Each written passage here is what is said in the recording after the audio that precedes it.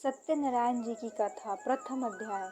व्यास जी ने कहा, एक समय की बात है, नैमिषारण्य तीर्थ में शौनकादिक 88,000 ऋषियों ने पुराण वेता श्री सूत जी से पूछा, हे सूत जी, इस कलयुग में वेद विद्या रहित मनुष्य को प्रभु भक्ति किस प्रकार मिलेगी तथा उनका उद्धार कैसे होगा।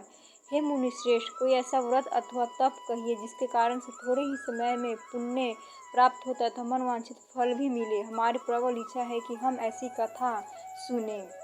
श्री सूत जी बोले, हे वैष्णव, मैं पूज्य, आप सभी ने प्राणियों के हित एवं कल्याण की बात पूछी है। अब मैं उस श्रेष्ठ व्रत को आप लोगों से कहूँगा जिसे श्रेष्ठ मुनि नारद जी ने श्री लक्ष्मी नारायण भगवान से पूछा था और श्री लक्ष्मी नारायण भगवान ने मुनि श्रेष्ठ नारद जी को बताया था। आप सभी श्रेष्ठगण यह कथा ध्यान से सुने। आप भी दर्शक प्लीज ध्यान से सुनिएगा और इसे सब्सक्राइब और लाइक करना नहीं भूलिएगा।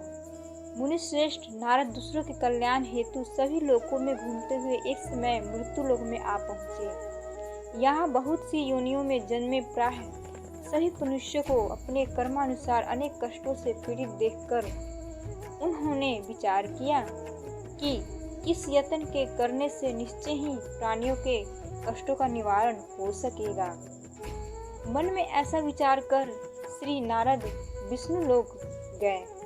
अब आगे देखते हैं उसमें क्या, वहां जाकर उन्होंने क्या वार्तालाप किया होगा। वहां श्वेत वर्ण और 4 भुजाओं वाले देवों के इस नारायण को, जिनके हाथों में शंख चक्र गदा और पद्म थे तथा वर्णमाला पहने हुए थे, को देखकर उनकी स्तुति करने लगे।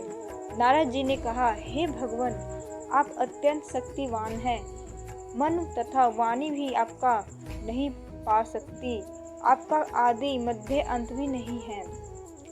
आप निर्गुण स्वरूप सृष्टि के कारण भक्तों के कष्टों को नष्ट करने वाले हो।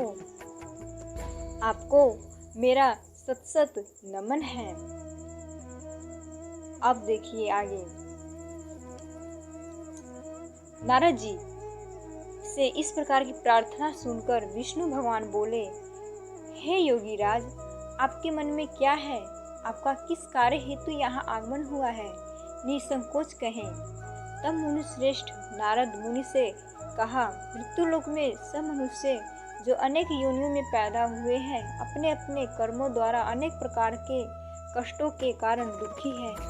हे स्वामी, यदि आप मुझ पर दया रखते हैं तो बताइए कि उन मनुष्य के सब कष्ट थोड़े से ही प्रयत्न से किस प्रकार दूर हो सकते हैं। आइए जानते हैं। श्री विष्णु भगवान ने कहा, हे नारद, मनुष्य की भलाई के लिए तुमने यह बहुत उत्तम प्रश्न किया है। जिस व्रत के कारण से मनुष्य मुंह से छूट जाता है, वह व्रत मैं तुमसे कहता हूँ।